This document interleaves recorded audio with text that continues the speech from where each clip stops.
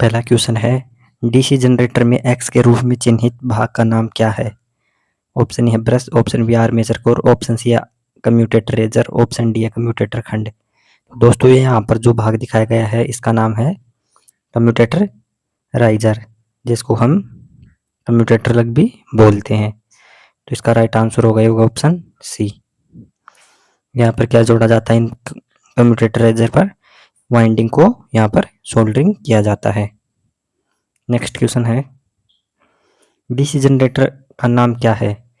दोस्तों यहाँ पर जो डीसी जनरेटर दिखाया गया है चित्र में, इसका क्या नाम है? तो ये है, यहाँ पर जो फ्लक्स है ये क्या कर रहा है, दोनों का विरोध कर रहा है। इधर फ्लक्स जा रहा है, इस वाइंडिंग का फ्लक्स इधर आ रहा है, तो ये विरोध कर रहा है।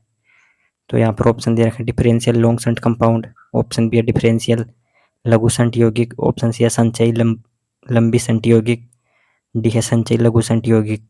तो ये है differential long shunt compound generator, इसमें फ्लक्स यहाँ पर विरोध कर रहा है, इसलिए वह डिफरेंशियल। और जो लॉन्ग शंट है, जो इसकी शंट वाइंडिंग है यहाँ पर आर्मेचर के एक सिरे से तथा दूसरा सिरा इसका फील्ड वाइंडिंग के दूसरे सिरे से यहाँ पर जुड़ा हुआ है। तो ये है यहाँ पर लॉन्ग शंट। इसका राइट आंसर होगा option A. Next question, DC generator में एक्स के रूप में चिन्हित भाग यानी पोल के नीचे का हिस्सा, इसका नाम क्या है? दोस्तों जहाँ पर पोल का हिस्सा दिखाया गया है ये, इसका नाम क्या है? ऑप्शन ए है ध्रुव की नोक, ऑप्शन बी है ध्रुव कुंडली, ऑप्शन सी है पोल कोर, ऑप्शन डी है पोल शू। दोस्तों इसका राइट आंसर होगा ये होगा पोल शू। जो नीचे का भाग है ये पोल शू, शू मतलब ये एकदम शू आकार में होता है। शू आकार में इसलिए बनाया जाता है ताकि इसके द्वारा फ्लक्स आर्मेचर पर वो बराबर कटे। नेक्स्ट क्वेश्चन, डीसी जनरेटर का नाम क्या है? दोस्तों जो यहाँ पर चित्र में डीसी जनरेटर दिखाया गया है इसका नाम क्या है? ये है इसकी फील्ड वाइंडिंग और ये है इसका आर्मेचर। आर्मेचर ये है। तो दोस्तों यहाँ पर ये ऑप्शन ए है शंट जनरेटर, ऑप्शन बी है श्रेणी जनरेटर, ऑप्शन सी है यौगिक जनरेटर, ऑप्शन डी है अलग से उत्तेजित जनरेटर यानी सेपरेटली एक्साइटेड जनरेटर। तो इसका राइट आंसर होगा ये होगा ऑप्शन डी। जो ये है यहाँ पर अलग से उत्तेजित है, मतलब जो इसकी फील्ड वाइंडिंग है उसको अलग से यानी अलग सप्लाई से यहाँ पर एक्साइट किया गया है। बाहरी सोर्स से यहाँ पर डीसी सोर्स लगा हुआ है, तो इसको बाहरी ओर से एक्साइट किया गया, इसलिए इसको बोलते हैं अलग से उत्तेजित generator. Next question, DC generator field का नाम क्या है? दोस्तों यहाँ पर जो फील्ड वाइंडिंग दिखाई गई है पोल पर यहाँ पर फील्ड वाइंडिंग कर रखी है, तो इसका नाम कौन सा है? ऑप्शन ए है लघु शंट यौगिक जनरेटर, ऑप्शन बी है long shunt compound generator, option C है विभेदक यौगिक जनरेटर, ऑप्शन डी है संचय यौगिक जनरेटर। तो दोस्तों ये है एक प्रकार का संचय यौगिक जनरेटर जिसमें जो फील्ड वाइंडिंग है इनमें जाने वाला, इसमें यहाँ पर जो फील्ड वाइंडिंग है इनका फ्लक्स है यहाँ पर जुड़ने वाला है स्वभाव का, जो फील्ड वाइंडिंग है φ1 ये दोनों फ्लक्स यहाँ पर जुड़ेंगे, तो ये होगा cumulative compound generator. Next question, DC generator के इस भाग यानी बाहरी आवरण का नाम क्या है? दोस्तों यहाँ पर ये डीसी जनरेटर का एक योग दिखाया गया है जिसको हम फ्रेम बोलते हैं, तो यहाँ पर इसका राइट आंसर होगा ये होगा ऑप्शन डी, योग या फ्रेम। ये डीसी कोई भी मोटर होती है उसका बाहर का भाग होता है। नेक्स्ट क्वेश्चन, डीसी जनरेटर के इस भाग का नाम क्या है? दोस्तों जो ये यहाँ पर चित्र में दिखाया गया है इसका नाम क्या है? ऑप्शन है side end plate, option B है pole shoe lamination, option C है कम्यूटेटर खंड, ऑप्शन डी है आर्मेचर कोर लेमिनेशन। तो दोस्तों ये है यहाँ पर दिखाया गया है आर्मेचर कोर का लेमिनेशन होता है, जहाँ पर पटलित की हुई हमारे पास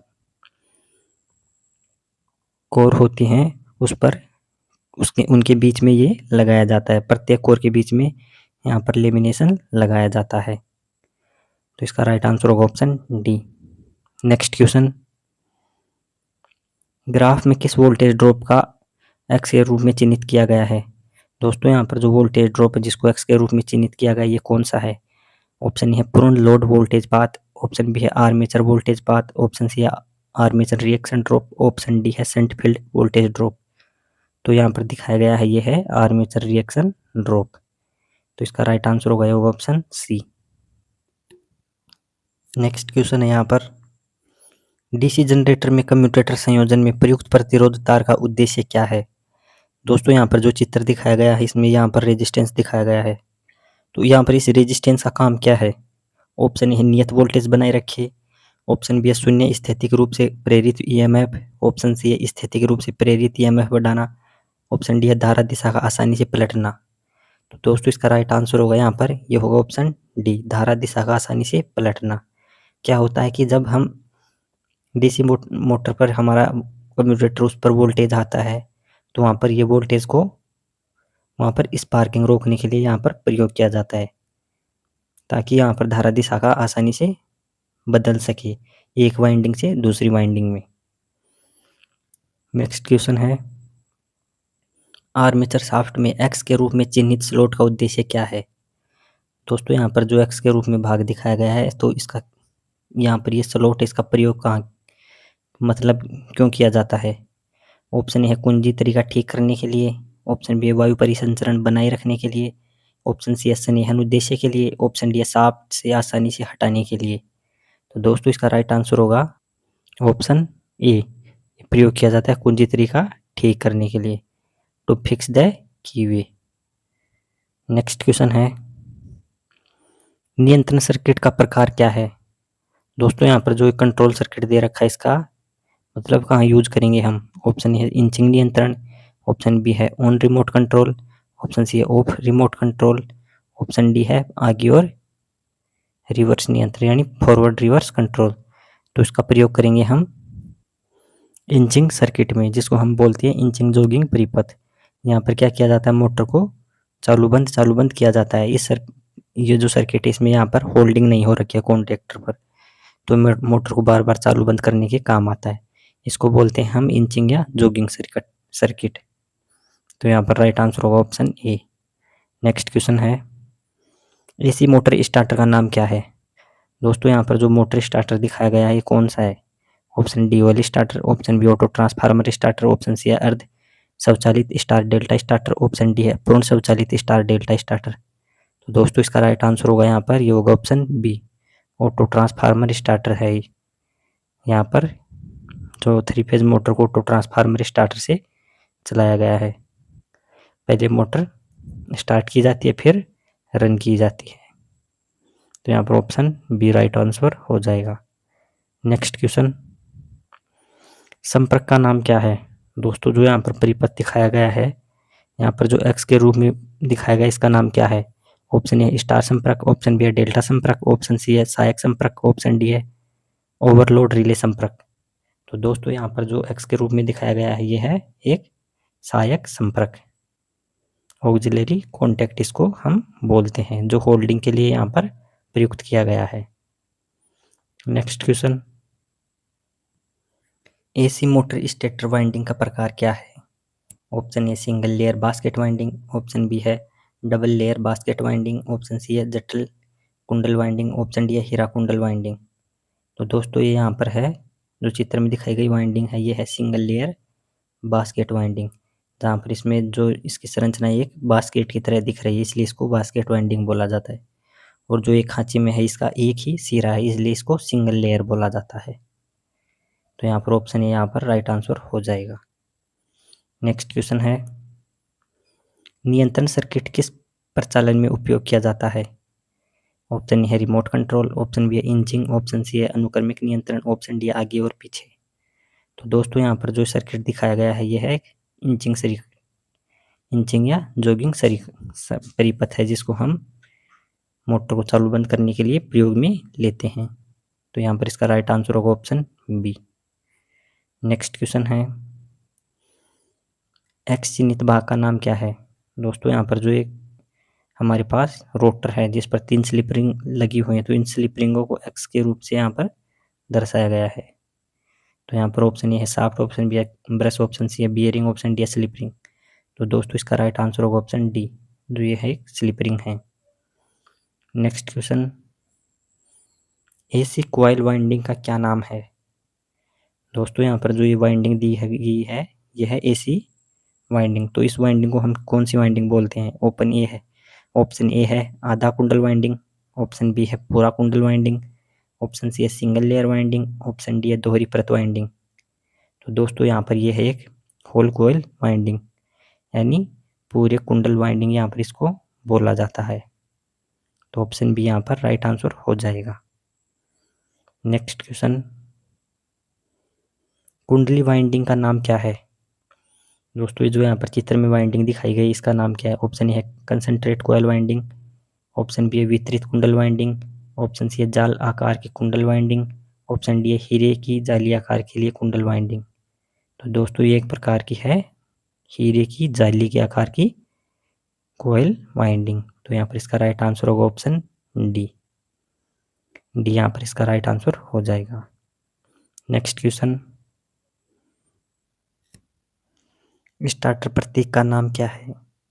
दोस्तों जो यहाँ पर स्टार्टर का एक प्रतीक दिखाया गया है इसका नाम क्या है? ऑप्शन ए है डीओल स्टार्टर, ऑप्शन बी है auto transformer starter, option C है स्वचालित star delta starter, option D है अर्ध स्वचालित स्टार डेल्टा स्टार्टर। तो दोस्तों ये है यहाँ पर एक auto transformer starter. Right answer होगा इसका option B. Next question, winding machine के भाग एक्स को चिन्हित करें। दोस्तों यहाँ पर जो एक मशीन दिखाई गई है इसमें एक्स से चिन्हित ये भाग है इसका नाम क्या है? ऑप्शन ए है खराद का धुरा, ऑप्शन बी है तार का चारा, ऑप्शन सी है तार गाइड, ऑप्शन डी है स्पूल वाहक। तो दोस्तों ये यहाँ पर एक खराद का धुरा है, इसको मड्राल बोला जाता है। तो यहाँ पर इसका राइट आंसर होगा option A. Next question, starter प्रतीक का नाम क्या है? दोस्तों यहाँ पर चित्र में स्टार्टर का एक प्रतीक दिखाया गया है इसका नाम क्या है? ऑप्शन ए है star delta starter, option B है स्टोरेटिक स्टार्टर, ऑप्शन सी है प्रत्यक्ष ऑनलाइन स्टार्टर, ऑप्शन डी है ऑटो ट्रांसफार्मर स्टार्टर। तो दोस्तों ये एक प्रकार का स्टार डेल्टा स्टार्टर का यहाँ पर प्रतीक दर्शाया गया है। तो ऑप्शन ए यहाँ पर राइट आंसर हो जाएगा। नेक्स्ट क्वेश्चन है, चित्र में वाइंडिंग में कौन सा परीक्षण सा चित्र है? दोस्तों यहाँ पर एक स्टेटर दिखाया गया है, इस पर यह कौन सा परीक्षण किया जा रहा है? ऑप्शन ए है ध्रुवता टेस्ट, ऑप्शन बी है ग्राउंड टेस्ट, ऑप्शन सी है निरंतरता परीक्षण, ऑप्शन डी है शॉर्ट सर्किट टेस्ट। तो दोस्तों इसका राइट आंसर होगा यहाँ पर ऑप्शन ए। यहाँ पर किया जा रहा है ध्रुवता टेस्ट, पोलैरिटी टेस्ट यहाँ पर किया जा रहा है। तो इसका राइट आंसर होगा ऑप्शन ए। नेक्स्ट क्वेश्चन, तीन कला प्रेरण मोटर की गति नियंत्रण विधि क्या है? दोस्तों यहाँ पर जो 3 फेज मोटर होती है उसकी एक गति नियंत्रण को चित्र में दर्शाया गया है, तो इसको क्या नाम दिया जाता है? ऑप्शन ए है कैस्केड संचालन विधि, ऑप्शन बी है रोटर रियोस्टेट नियंत्रण विधि, ऑप्शन सी है आरोपित वोल्टेज बदलना, ऑप्शन डी है रोटर सर्किट विधि में ईएमएफ इंजेक्शन। तो दोस्तों ये है यहाँ पर एक कैस्केड संचालन विधि। ऑप्शन ए यहाँ पर राइट आंसर हो जाएगा। नेक्स्ट क्वेश्चन, रिवाइंडिंग प्रक्रिया प्रकार क्या है? दोस्तों यहाँ पर जो चित्र दिखाया गया है ये कौन सी यहाँ पर वाइंडिंग कौन सा प्रकार है वाइंडिंग करने का? तो यहाँ पर मशीन में वाइंडिंग की जा रही, तो ये यहाँ पर हाथ से की जा रही है, तो ये हो जाएगा यहाँ पर हाथ से लपेटना। जैसे हम कोई भी मशीन पर हाथ से वाइंडिंग करते हैं तो इसको बोला जाता है हैंड वाइंडिंग। तो ऑप्शन ए यहाँ पर right answer. Next question, collar का कार्य क्या है? दोस्तों जो यहाँ पर एक कॉलर दिखाया गया है इस पर इसका काम क्या है? ऑप्शन है क्षेत्र के चारों ओर इंसुलेशन प्रदान करना, ऑप्शन बी है कुंडल टेपिंग के लिए इंसुलेशन प्रदान करना, ऑप्शन सी है निकले हुए किनारों के लिए सामग्री को कसने में मदद करता है, ऑप्शन डी है कुंडल से उष्मा स्थानांतरण के लिए इंसुलेशन प्रदान करता है। तो दोस्तों ये करता है यहाँ पर जो फील्ड होती है उसके चारों ओर इंसुलेशन प्रदान करता है। तो ये यहाँ पर इसका राइट आंसर हो जाएगा। नेक्स्ट क्वेश्चन, रोटरी स्विच के किस प्रकार के हैंडल डिजाइन का चित्रण किया गया है? दोस्तों ये यहाँ पर एक रोटरी स्विच है, तो यहाँ पर ये कौन सा है? ऑप्शन है नोब, ऑप्शन बी है लीवर, ऑप्शन सी है सिक्का स्लॉट, ऑप्शन डी है कुंजी स्लॉट। तो दोस्तों यहाँ पर ये दिखाया गया है यहाँ पर एक ये सिक्का स्लॉट दिखाया गया है, तो यहाँ पर इसका राइट आंसर होगा option C coin slot. Next question, winding का नाम क्या है? दोस्तों जो यहाँ पर चित्र में वाइंडिंग दिखाई गई इसका नाम क्या है? ऑप्शन है तिरछी वाइंडिंग, ऑप्शन बी है स्किन वाइंडिंग, ऑप्शन सी है जटिल कुंडल वाइंडिंग, ऑप्शन डी है हीरा कुंडल वाइंडिंग। तो दोस्तों ये यहाँ पर है स्क्यू वाइंडिंग, जिसको हम तिरछी वाइंडिंग बोलते हैं। तो ऑप्शन ए यहाँ पर इसका राइट आंसर हो जाएगा। Next question, three phase motor winding के लिए प्रयुक्त आरेख का नाम क्या है? ऑप्शन ए है अंगूठी का आरेख, ऑप्शन बी है विकास आरेख, ऑप्शन सी है कुंडल कनेक्शन आरेख, ऑप्शन डी है अंत कनेक्शन आरेख। तो दोस्तों यहाँ पर ये चित्र दिखाया गया है, इसमें क्या है, ये रिंग डायग्राम का आरेख यहाँ पर दिखाया गया है। जो रिंग डायग्राम है यहाँ पर इसका चित्र दिखाया गया है, तो इसको बोलते हैं हम अंगूठी का आरेख। तो ऑप्शन ए यहाँ पर इसका राइट आंसर हो जाएगा। नेक्स्ट क्वेश्चन है, वाइंडिंग के किस प्रकार के परीक्षण का सचित्रण किया गया है? दोस्तों जो ये चित्र में वाइंडिंग दिखाई गई है, ये कौन सा यहाँ पर परीक्षण किया जा रहा है? ऑप्शन ए है ध्रुवता टेस्ट, ऑप्शन बी है प्रतिरोध परीक्षण, ऑप्शन सी है short circuit test, option D है वोल्टेज ड्रॉप परीक्षण। तो दोस्तों यहाँ पर किया जा रहा है एक रेजिस्टेंस टेस्ट, जिसको हम प्रतिरोध परीक्षण बोलते हैं। नेक्स्ट क्वेश्चन है, सिंगल फेज मोटर का क्या नाम है? दोस्तों जो यहाँ पर चित्र में एक सिंगल फेज मोटर दिखाई गई है, कौन सी है? ऑप्शन ए है स्थायी संधारित्र मोटर, ऑप्शन बी है universal motor, option C capacitor start induction run motor, option D है capacitor start capacitor run motor.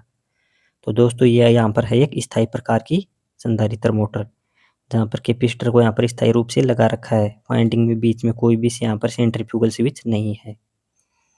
तो यहाँ पर जो स्टार्टिंग वाइंडिंग है उसके श्रेणी क्रम में कैपेसिटर को स्थायी रूप से लगा रखा है। तो ऑप्शन ए यहाँ पर राइट आंसर हो जाएगा। नेक्स्ट क्वेश्चन, एकल चरण मोटर किस प्रकार का निर्देशित है? मतलब यहाँ पर जो सिंगल फेज एसी मोटर है, ये कौन सी मोटर है? ऑप्शन ए है प्रतिकर्षण मोटर, ऑप्शन बी है आच्छादित पोल मोटर, ऑप्शन सी है स्थायी संधारित्र मोटर, ऑप्शन डी है capacitor start induction run motor.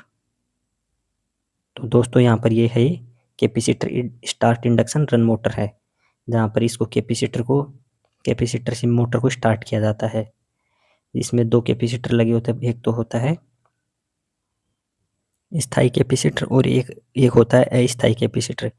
अस्थायी कैपेसिटर होता है, इसके साथ सेंट्रीफ्यूगल स्विच को श्रेणी क्रम में जोड़ा जाता है।